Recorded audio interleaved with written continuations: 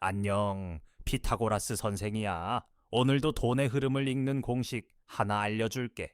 어제 코스피 5% 넘게 폭등했는데 오늘 하루 만에 7% 넘게 빠졌어. 하루 만에 왕복 12% 롤러코스터를 탄 거야. 3월 들어서 코스피가 하루에 5%에서 12%까지 왔다 갔다 하고 있어. 이건 코인장이 아니라 주식장이야. 말이 돼? 주식시장에서 하루 변동성이 5%를 넘기는 건 역사적으로도 정말 드문 일이거든. 2020년 코로나 폭락장 이후로 처음이야. 이런 극단적인 변동성장에서 우리 교실 학생들은 실시간으로 대응하고 있거든. 자세한 건 뒤에서 알려줄게. 오늘 영상에서는 오늘 시장에서 왜 이런 폭락이 나왔는지, 반도체 섹터는 괜찮은 건지, 그리고 내일 시나리오별로 어떻게 대응해야 하는지까지 전부 다뤄볼 거야. 특히 마지막에는 내일 장이갭 상승으로 열리든 갭 하락으로 열리든 각각 어떻게 대응해야 하는지 구체적으로 알려줄 테니까 끝까지 봐. 자, 그러면 지금부터 수업 시작하자.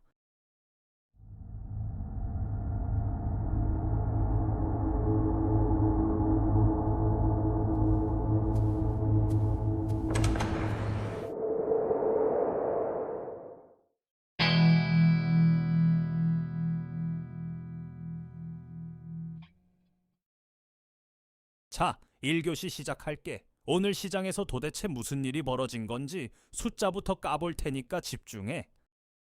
어제 코스피가 5,925포인트까지 올랐어. 하루 만에 5% 넘게 폭등한 거야. 근데 오늘 하루 만에 7.4%가 날아갔어. 5,487포인트까지 밀렸다고. 여기서 중요한 걸 짚어줄게. 5% 올랐다가 7% 빠지면 원금 회복인 것 같지? 아니야. 주식에서는 하락과 상승이 대칭이 아니거든. 7.4%가 빠지면 원래 자리로 돌아오려면 8% 이상 올라야 해. 빠지는 건 한순간인데 회복은 더 오래 걸리는 구조야. 더 무서운 건 외국인 수급이야. 어제는 외국인이 1조 2천억 원어치를 사면서 시장을 끌어올렸거든. 근데 오늘은 정반대야. 외국인이 14,434만 주를 순매도했어. 어제 산 것보다 더 많이 팔아치운 거지. 그러면 누가 이 물량을 받았느냐? 개인이야. 개인 투자자들이 15,522만 주를 순매수하면서 물량을 받아냈어. 근데 외국인이 퍼부은 매도 물량을 개인이 다 소화하기엔 역부족이었던 거야. 결국 지수는 7% 넘게 무너졌지.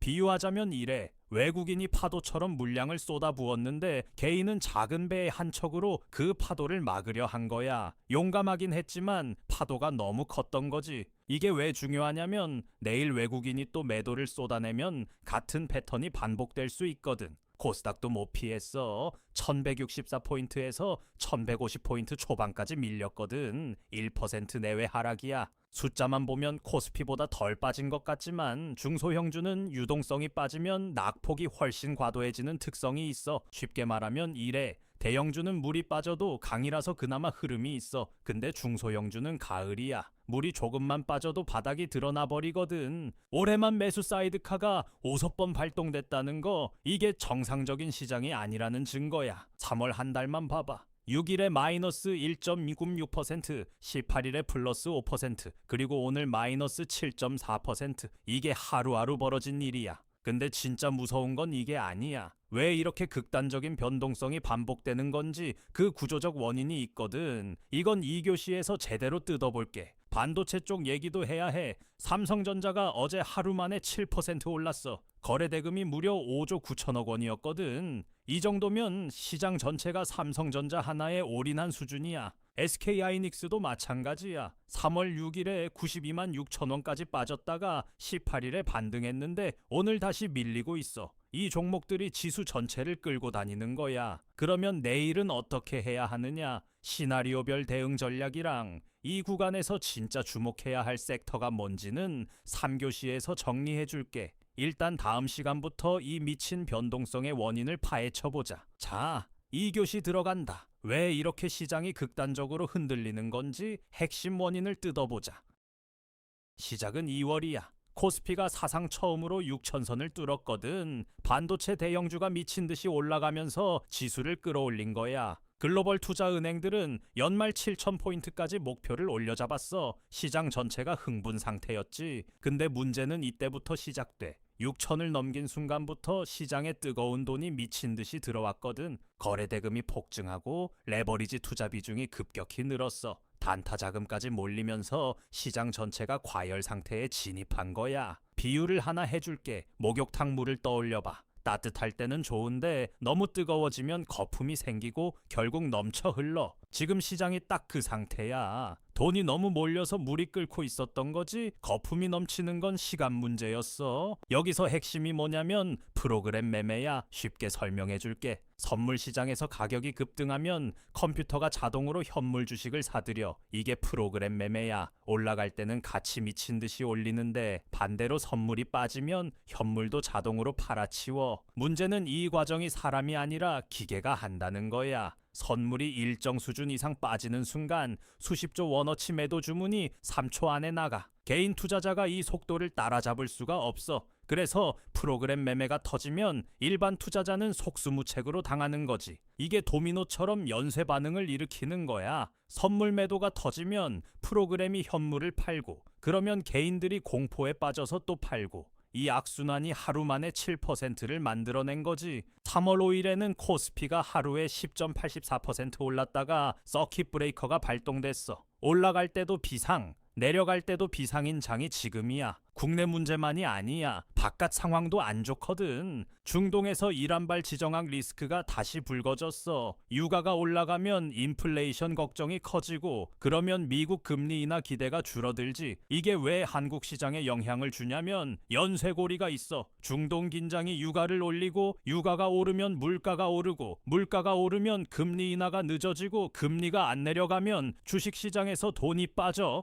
전부 연결돼 있는 거야. 그래서 뉴스를 개별로 보면 안 되고 연결해서 봐야 해. 미국 선물도 다우, 나스닥, S&P 500이 전부 마이너스 0.5% 안팎이야. 에너지 섹터가 약하고 전반적으로 위험자산 선호가 꺾인 상태거든. 미국이 기침하면 한국은 감기에 걸려. 오늘 코스피 폭락에 이 글로벌 분위기도 한몫한 거야. 그러면 이게 완전히 망한 장이냐? 그건 아니야. 중요한 걸 짚어줄게. 이번 조정의 본질은 실적이 나빠져서 빠진 게 아니야. 너무 빨리, 너무 많이 올라서 숨을 고르는 거거든. 비유를 하나 더 해줄게. 건강한 사람이 너무 빨리 달려서 숨이 찬 거야. 병에 걸린 게 아니라. 글로벌 IB들은 여전히 연말 7,000포인트 전망을 유지하고 있어. 조정의 원인이 기업 실적 악화가 아니라 외부 충격이랑 과열 해소라는 거지. 공포 구간이 지나면 다시 고점을 돌파하는 시나리오도 충분히 유효해.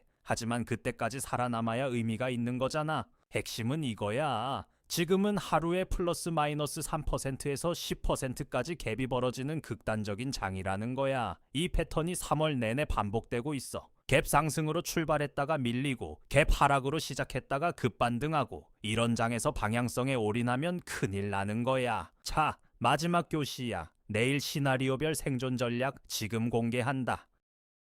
먼저 내일 코스피 예상 레인지부터 알려줄게. 위로는 5,850, 아래로는 5,600, 5,700포인트 안팎에서 박스권장이 될 가능성이 높아. 반발 매수 세력과 대외 불확실성이 힘겨루기를 할 거라서 한쪽 방향으로 크게 가기보다는 위아래로 출렁이는 장이 될 거야. 왜 박스권을 예상하냐면 이렇게 봐. 한쪽에는 오늘 7% 빠졌으니 싸다고 들어오는 반발 매수가 있어. 다른 한쪽에는 아직 해소 안 된 외국인 매도 물량이랑 대외 리스크가 있지. 이 두 세력이 부딪히는 거야. 그래서 한 방향으로 쭉 가기 어려운 거거든. 1교시에서 예고했던 시나리오별 전략 지금 알려줄게. 시나리오 A. 내일 갭 상승 2~3%로 출발하는 경우야. 이때는 흥분하면 안 돼. 단기 반등 구간에서 레버리지 비중을 줄이고 과열 종목은 일부 익절하는 게 맞아. 반도체도 분할 매도로 접근해. 왜냐면 어제가 딱 그 패턴이었거든. 어제 5% 반등에 흥분해서 들어간 사람들이 오늘 7% 폭락에 전부 물렸잖아.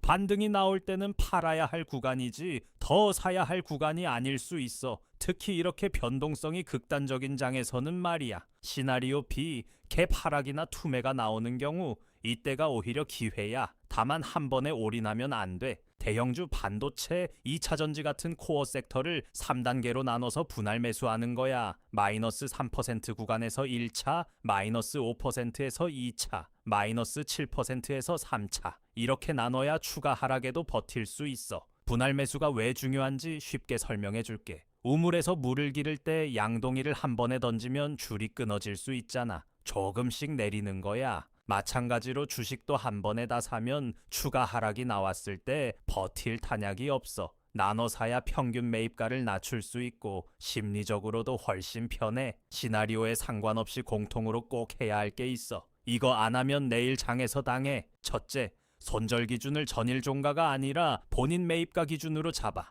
전일 종가 기준으로 하면 갭 변동에 휘둘려서 판단이 흐려지거든. 예를 들어 볼게. 어제 종가가 5,925인데 오늘 5,487로 시작했어. 전일 종가 기준으로 보면 이미 마이너스 7%야. 여기서 더 빠지면 손절해야 하나 말아야 하나 판단이 안 서. 근데 내 매입가가 5,300이면 지금 5,487이니까 아직 플러스 상태야. 내 기준이 명확하니까 판단도 명확해지는 거지. 둘째, 장중에 반드시 미국 선물, 국제유가, 중동 뉴스를 체크해. 지금 같은 장에서는 뉴스 하나의 지수가 2~3% 움직여.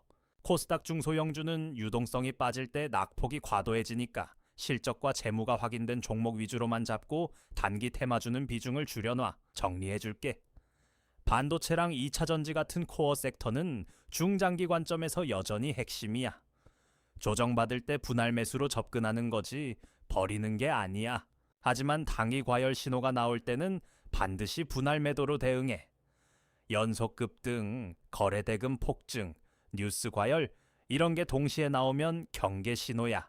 내일 시장의 핵심은 방향성 맞추기가 아니야. 변동성 관리야. 어느 방향으로 가든 대응할 준비를 미리 해놓는 사람이 살아남는 거야. 보유 종목별로 익절 라인, 손절 라인을 오늘 밤에 미리 정해도 내일 장이 열리면 감정적으로 판단하기 어렵거든. 특히 밤 사이에 미국 시장이 어떻게 마감하는지 꼭 확인하고 자. 미국 장 결과에 따라 내일 시나리오가 결정되니까 자기 전에 다우랑 나스닥 선물 한 번만 봐.